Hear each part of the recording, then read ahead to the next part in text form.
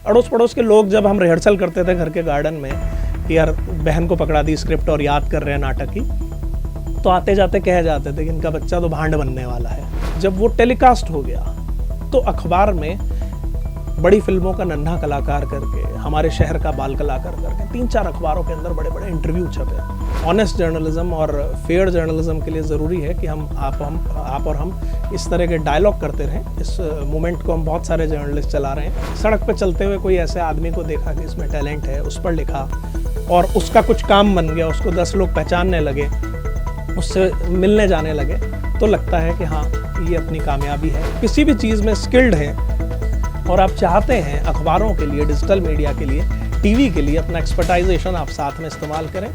तो इसी वीडियो के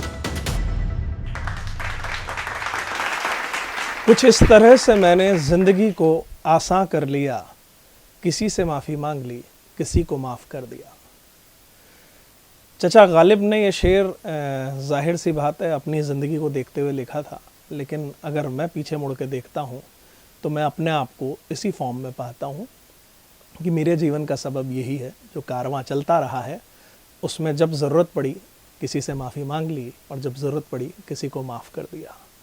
ये खुशनुमा ज़िंदगी है दोस्तों। ऊपर वाले ने बड़े विरले रूप में, हम ये कहेंगे, कितने सारे जीव जंतु, जानवर, पौधे, पशु पक्षी, कितनी इस क्रिएशन को बनाया है। उसमें एक मानव जो है, जो हम ह्यूमन बीइंग है, एक ऐसी कृति है, वो हमें समझना चाहिए कि जिसे बुद्धि देकर भेजा है, मुस्कुराने के लिए भेजा है। हम जब एक स्माइल पास करते हैं तो कैसे काम बनते चले जाते हैं। बच्चे की स्माइल उससे बहुत बड़ा उदाहरण है। बस उसी के सार को लेकर अपने जीवन में लेकर मैं चलता आया हूँ। रंगमंच, लेखन और पत्रकारिता और कोशिश एक अच्छा इंसान बनने की, ये मेरे जीवन का परिचय है। मैं 10 साल की उम्र, हाँ मुझे ढंग से ध्यान है, 10 साल की उम्र से मैं प्रोफेशनल मीडिया में हूँ। दूरदर्शन में एंकर के तौर पर एंट्री करके और फिर उसको आगे अपने आप कल्टीवेट करते हुए लगातार वो सफ़र चला, और उसके बाद अब तमाम टीवी चैनल्स और डिजिटल मीडिया के अंदर बतौर एक स्टैब्लिश, एक जर्नलिस्ट, एक टीवी एंकर, एक वॉइस ओवर आर्टिस्ट, एक राइटर और एक रंगकर्मी के तौर पर अपनी पहचान बना चुका हूँ। तो बहुत से लोगों को पता ही नहीं होता उन्हें जीवन में क्या करना है। बहुत मीम भी मैंने बनते हुए देखे हैं, स्टैंड अप कॉमेडियंस को भी सुना है कि जैसे ही पैशन फॉलो करने गया तो करियर ख़त्म हो गया। लेकिन मेरे साथ ऐसा नहीं था।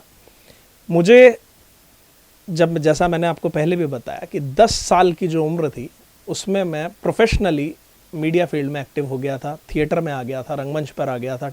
1992 में जवाहर कला केंद्र की शुरुआत से, इनॉग्रेशन से पहले ही वहाँ एक समर कैंप लगा।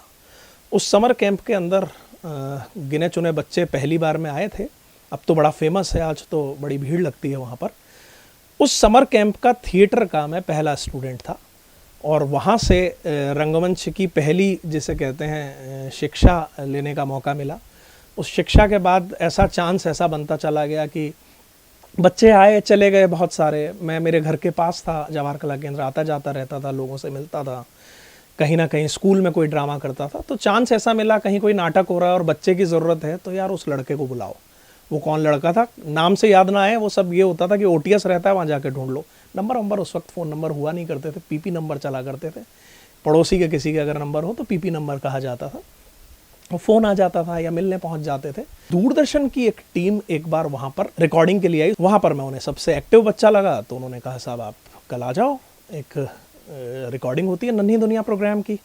तो वहाँ पहली बार दर्शक बन के, अगली बार एक कविता सुनाने के लिए, और तीसरी बार जब उन्होंने प्रतिभा पहचानी वहाँ के प्रोड्यूसर्स ने, नाम भी लेना चाहूँगा, पहला ममता चतुर्वेदी प्रोड्यूसर थी, दूसरे श्रीधर जी थे। श्रीधर जी का इंतकाल भी कुछ दिनों पहले हो गया।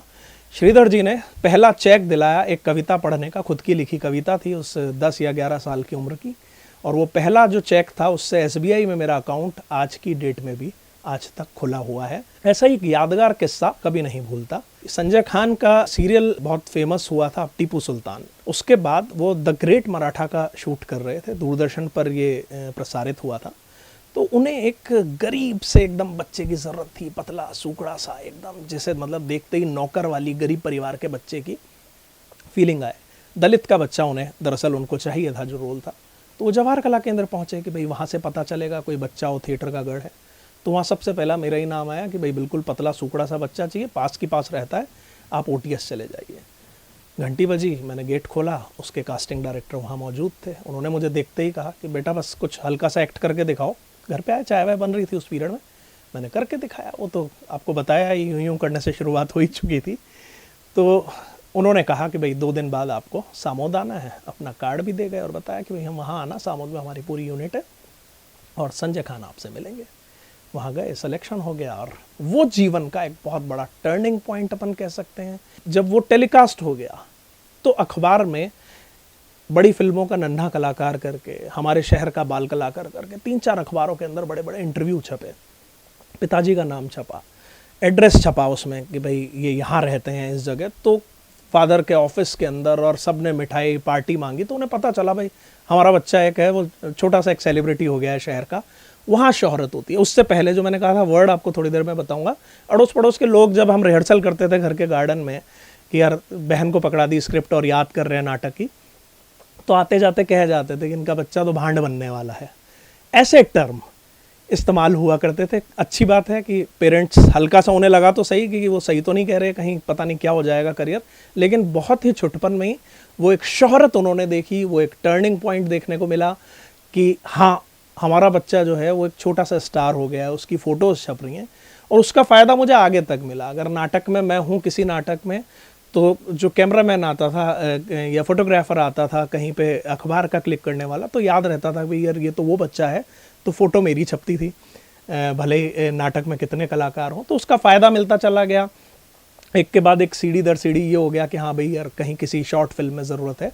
तो ऐसे ये बचपन में ही लगभग तय हो गया था कि यार ये थिएटर की तरफ, मीडिया की तरफ जाना है। और जहाँ तक ये कहें कि भाई जर्नलिज्म में आने का, ये भी स्कूल टाइम में टीचर्स बताते हैं या उन सर्टिफिकेट्स को देखते हैं तो नज़र आता है कि हाँ सब खूब सारे समाचार वाचन के और मोनो एक्टिंग के और लेखन के, कविता लेखन के 1st, 2nd या 3rd प्राइज़ या सांत्वना पुरस्कारों का जो एक बंडल अब देखने को मिलता है। मैंने अपने ऑफिस में उन्हें बड़े करीने से अब लगा के रख रखा है, बड़े एकदम सामने रखता हूँ, फ़ख्र की फीलिंग आती है देखने के बाद।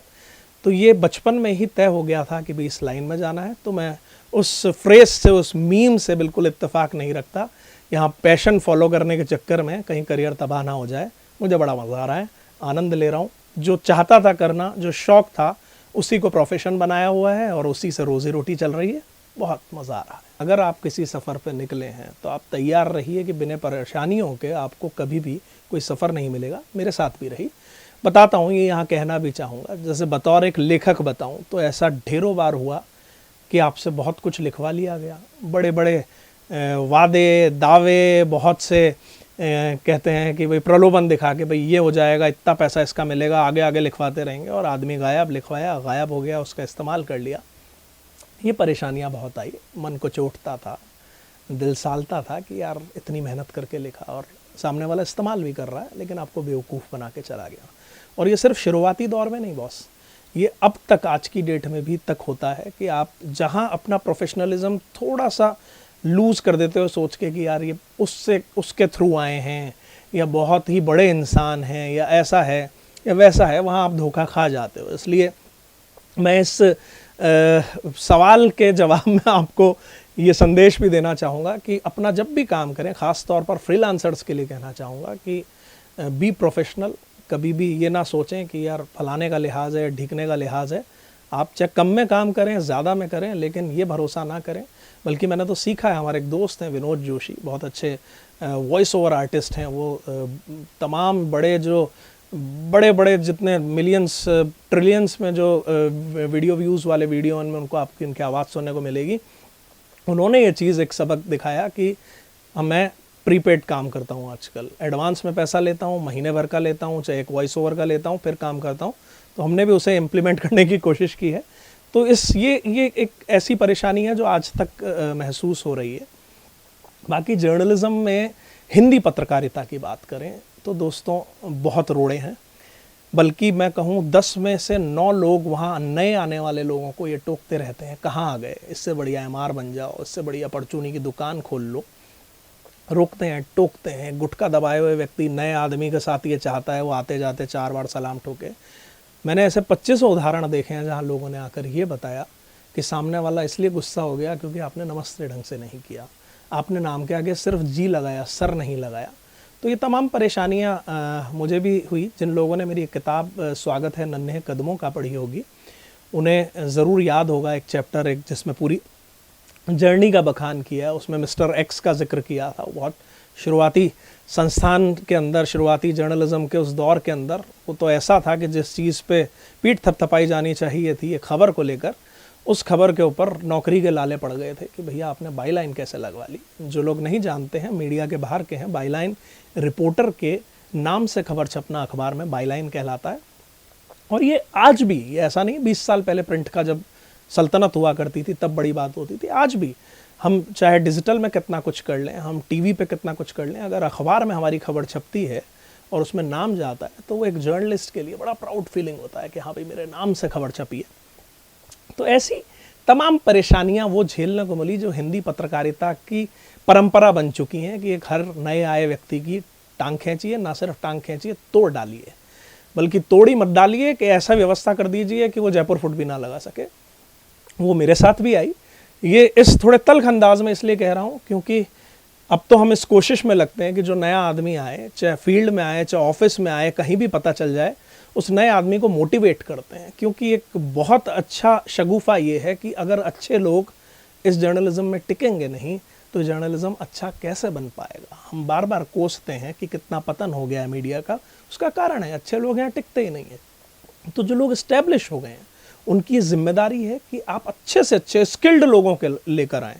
मैं कहता हूँ कि इंजीनियर्स जो है वो MBA करने के बाद सिविल के एग्ज़ाम देते हैं, वहाँ जाते हैं, उनकी स्किल का वहाँ इस्तेमाल होता है। क्यों नहीं स्किल्ड लोग जो हैं वो जर्नलिज्म में आएँ। एक साइंटिस्ट अगर रेगुलर एक अखबार के लिए लिखने लगे तो आप सोचिए कि मैं किसी से पूछूंगा, 4 लोगों से बात करूंगा, फिर मैं एक किसी एक्सपेरिमेंट की खबर लिखूंगा। इससे बढ़िया एक साइंटिस्ट खुद लिखे तो कितना अच्छा है। तो इस वीडियो के माध्यम से स्वागत भी है, अगर आप किसी भी चीज़ में स्किल्ड हैं और आप चाहते हैं अखबारों के लिए, डिजिटल मीडिया के लिए, टीवी के लिए अपना एक्सपर्टाइजेशन आप साथ में इस्तेमाल करें, तो इसी वीडियो के कमेंट में आप लिखें जो मेरे तक ये सूचना पहुंच जाएगी और मैं आपको उसमें गाइड भी करूंगा आप कैसे जुड़ सकते हैं। तो ये चलिए अच्छा हुआ, बात निकली है तो दूर तक निकल जाए तो और अच्छा लगेगा। अगर मैं जर्नलिज्म की बात करूं जिनको दुनिया आज मानती है, मैंने लगातार लगभग देश के सभी मीडिया संस्थानों में काम करने का मुझे मौका मिला और मैं शायद उन विरले पत्रकारों में से हूँ। मैं बाइलिंगुअल तो नहीं हूँ, मैं हिंदी में ही हिंदी का पत्रकार हूँ, हिंदी पट्टी का एक सीधा साधा पत्रकार हूँ, लेकिन उन विरलों में हूँ जिन्हें पत्रकारिता के चारों माध्यमों में काम करने का मौका मिला है। मेरी शुरुआत जो हुई वो प्रिंट के साथ हुई, फिर उसके बाद मैंने जो है रेडियो के लिए भी काम करना शुरू किया, रेडियो के लिए लिखना शुरू किया। उसके बाद मैं टीवी माध्यम में आ गया। मैंने पहले एक सिटी जो शहर विशेष का केबल था उसकी न्यूज़ में काम किया, फिर एक नेशनल चैनल के लिए न्यूज़ नेशन में काम करने का मौका मिला और उसके बाद डिजिटल मीडिया, जैसे लोग कह रहे थे कि अभी 15-20 साल तक हिंदुस्तान में शायद डिजिटल उतनी रफ्तार नहीं पकड़ेगा, उसको उस दौर में उस बिल्कुल कछुआ चाल वाली रफ्तार में उससे जुड़ने का और देश का पहला न्यूज़ बुलेटिन लॉन्च कराने वाले, डिजिटल न्यूज़ बुलेटिन लॉन्च कराने वाले एडिटर की एक मुहर लगने का जो सपना था वो एक बड़ी कामयाबी कह सकते हैं। वक्त पे मतलब मैं आपको ऐसे बताऊं तो मेरे पास गिनाने के लिए मतलब लिस्ट छोटी पड़ जाएगी, कागज़ छोटा पड़ जाएगा। अभी बातों बातों में याद आया, जर्नलिज्म के साथ इतर बात करूं तो साहब हम राजस्थान यूनिवर्सिटी से 2004 में विदेश जाने वाले पहले दल के रूप में थे। हमने भीष्म साहनी का लिखा हुआ अंधा युग नाटक यूरोप में स्लोवाकिया के इस्टोपोलिताना फेस्टिवल में परफॉर्म किया। तो महाभारत की कहानी को भीष्म साहनी ने जिस तरीके से समेटा, उसमें एक्ट करने का मौका मिलना और वो भी विदेशी धरती पे और ऐसी ऑडियंस के सामने जहां लोग वहाँ पर पढ़ के बैठे हो इंटरनेट से और किताबों को कि यार वहाँ हिंदी लैंग्वेज में वो बोलने वाले हैं तो हमें पहले समझ में आना चाहिए, वो एक अद्भुत मानेंगे कि वो एक माइलस्टोन था, वो एक कामयाबी थी। ऐसे बहुत सारे क्षण हुए। जब पहली किताब छपकर आई 2009 का लम्हा था, स्वागत है नन्हे कदमों का, एक बहुत ही छोटी सी 80 पेज की किताब थी, मात्र 25 रुपये उसकी कीमत थी। अच्छी बात यह है कि लोगों को ये पता है कि इतनी कम कीमत इसलिए रखी गई कि खरीद के पढ़नी है। तो आज भी इतने सालों के बाद भी कोई अगर कहीं से सुन के किसी के पास देख के आता है तो वो 25 रुपये लेकर आता है, फ़ोन पे आता है, साहब पेटीएम नंबर बता दीजिए, पहले 25 रुपये डाल देते हैं, हमें किताब की ज़रूरत है। तो वो पहली किताब आना मतलब ऐसा था कि हाँ, वास्तव में जैसे धरती पे एक अलग रूप में जन्म लेना था। वो एक बड़ी कामयाबी थी। एक लफ्ज़ों की गवाही जब किताब आई और 21 पत्रकारों के इंटरव्यूज़ को हमने जब एक साथ किया तो एक बड़ी उपलब्धि लगी। जगजीते जगजीत जब लिखी, आज जब लोग बताते हैं कि जगजीत पे सिर्फ 2 ही किताबें लिखी गई हैं, एक आत्मकथा इंग्लिश में थी जो उनके रहते हुए खुद उनके सानिध्य में लिखी गई और दूसरी उनके डेथ के बाद मुझे लिखने का मौका मिला। तो लगता है कि हाँ, जीवन में छोटी छोटी सी कामयाबियाँ जो हैं वो अर्जित की हैं और इसको कामयाबी के रूप को और अलग उसमें लेकर जाएं तो मैं तो ये कहूँगा कि जब कोई एक अच्छी खबर होती है, जब कहीं अपनी खबर एक नॉर्मल रूटीन, जैसे मैं पॉलिटिकल खबरों से थोड़ा सा बचता हूँ, इस बीट से हमेशा बचता आया हूँ, लिखा है कई बार, लिखा है, एनालिसिस भी लिखा है, बचने की कोशिश करता हूँ, वो that's not my cup of T. लेकिन जब कभी आप जैसे हुआ कि सड़क पर चलते हुए कोई ऐसे आदमी को देखा कि इसमें टैलेंट है, उस पर लिखा और उसका कुछ काम बन गया, उसको 10 लोग पहचानने लगे, उससे मिलने जाने लगे, तो लगता है कि हाँ, ये अपनी कामयाबी है बतौर जर्नलिस्ट। मुकाम की बात अगर हम करें तो दोस्तों बहुत कुछ करना बाकी है। हमारे एक गुरु हुआ करते थे, हैं अभी बाकायदा, नवनीत गुर्जर साहब। नवनीत जी ने एक बार हमारी एक मीटिंग के अंदर एक बहुत अच्छी बात कही थी। किसी एक दार्शनिक का उदाहरण देते हुए उन्होंने बोला था कि एक बहुत अच्छा आशिक वो है जो अपनी महबूबा के पास जाए और फिर उसे कहे थोड़ी दूर चली जा। सार ये है कि आपकी कामयाबी के जब आप नज़दीक पहुंच जाते हो तो आप बहुत ही बेफिक्र हो जाते हो। आपको ये लगने लगता है कि अब तो जीवन में सब कुछ हासिल कर लिया। तो या तो आपकी जो मुकाम है, जो मंजिलें हैं, वो बदलती रहनी चाहिए या आपकी महबूबा बदलती रहनी चाहिए। मैं ये नहीं कह रहा कि लाइफ पार्टनर बदलते चले जाएं या फियांसी को बदलते चले जाएं, गर्लफ्रेंड को बदलते चले जाएं, ना ना ना। जो कहना चाह रहा हूँ वो समझें कि अपनी सफलता की सीढ़ी को आगे बढ़ाते चले जाएं। एक सफलता लें, उसके बाद दूसरी के ऊपर कि अब मेरा टारगेट ये है। तो वो कारवां रहा, बहुत छोटे छोटे सपने देखे जीवन में, वो पूरे होते चले गए, तो फिर नए सपने देखना शुरू किया। तो मैं ये मानता हूँ कि हाँ, मैं आज स्ट्रगल के दौर में नहीं हूँ, चाहे भले कहीं नौकरी रहे या ना रहे, एक पहचान का संकट नहीं है। और सबसे अच्छी बात यह है कि जो ऑटोमेटिक, जो हमारे जर्नलिज्म की सबसे बुरी बात है कि कहीं करप्शन का जो एक रहता है कि हाँ भाई, एक लिफाफा दो और पत्रकार से कोई भी काम करा लो, एक अच्छा गिफ्ट दो, काम करा लो, वैसी इमेज नहीं बनी। शुरुआत में जब हम इस फील्ड में आए तो बड़ा अच्छा भी लगता था, कहीं गिफ्ट मिले या कहीं वाउचर मिले या कहीं कोई कहें कि हाँ ठीक है, एक मुस्कुराहट उस तरह की सामने वाला जो इन्फ्लुएंस करना चाहे, समझ में नहीं आता था। लेकिन जैसे ही समझ में आया 6-8 महीने में उन चीज़ों से दूर हुए और आज तो एक कैंपेन चला रहे हैं कि हाँ, हेल्दी जर्नलिज्म का एक कैंपेन चलता रहे। तो उस कैंपेन से अगर आप भी जुड़ना चाहें तो आपका स्वागत है। हम ये कोशिश करते हैं कि ऑनेस्ट जर्नलिज्म और फेयर जर्नलिज्म के लिए ज़रूरी है कि आप और हम इस तरह के डायलॉग करते रहें। इस मूवमेंट को हम बहुत सारे जर्नलिस्ट चला रहे हैं, एक ऑनेस्ट जर्नलिज्म के। एक टारगेट दिमाग में रख रखा है कि आने वाले समय में एक कैंप बनाने का प्लान है, एक ऐसा इंस्टीट्यूट बनाने का प्लान है जहां 7 से 10 दिन की एक exclusive seminars, webinar, workshop, personal training हम दे पाएँ। वो एक्टिंग में, वो फिल्म राइटिंग में, वो डॉक्यूमेंट्री में, वो यूट्यूब बनाने में, वो किसी भी तरह की डॉक्यूमेंटेशन में, वो स्क्रिप्ट राइटिंग में, वो क्राइम जर्नलिज्म में, वो आप जर्नलिज्म के किसी भी विधा के अंदर, कि आप डिजिटल के अंदर पर्टिकुलर आप एसएमओ सीखना चाहते हैं, आप एसईओ सीखना चाहते हैं, तो ऐसे एक्सपर्टाइजेशन के कैंप्स लगाने का फ्यूचर का प्लान है। और उसमें बिल्कुल है कि जो पैसे दे सकता है दे दे, नहीं दे सकता फ्री में आ जाए, सीखे, सीख के काम करे तो बड़ा अच्छा लगे। पहला संदेश यही है कि देश के लिए हमने क्या किया, अगर ठीक है उतना नहीं कर पाए तो हमारी सोसाइटी के लिए क्या किया। अब अगर आप मुझसे सवाल करेंगे कि आपने क्या किया, तो जैसा मैंने बताया, पहला मेरे प्रोफेशन से जुड़ा हुआ हम ऑनेस्ट जर्नलिज्म का काम करते हैं। साथ ही लोगों की एक पूरी टीम हमारी है जो हेल्प में, जर्नलिज्म हेल्प में काम करती है। जिस चीज़ के बड़ी बड़ी पीआर एजेंसीज़ बड़ा मोटा पैसा लेती हैं, हम लोगों को गाइड कर देते हैं, आप ऐसे अखबारों तक पहुंच सकते हैं, अपनी बात पहुंचा सकते हैं। तीसरा, लिखने में लोगों की मदद करते हैं, आप अपने मन की अभिव्यक्ति को कैसे बाहर पहुंचाएं। और चौथा, मैं एक रेगुलर ब्लड डोनर हूँ, एसडीपी डोनर हूँ। ब्लड डोनर से थोड़ा आगे का सफ़र है एसडीपी डोनर का, जब डेंगू या अपन कहें ब्लड कैंसर या कहें बोन मैरो ट्रांसप्लांट, इस तरह की चीज़ें होती हैं तो प्लेटलेट्स की ज़रूरत पड़ती है।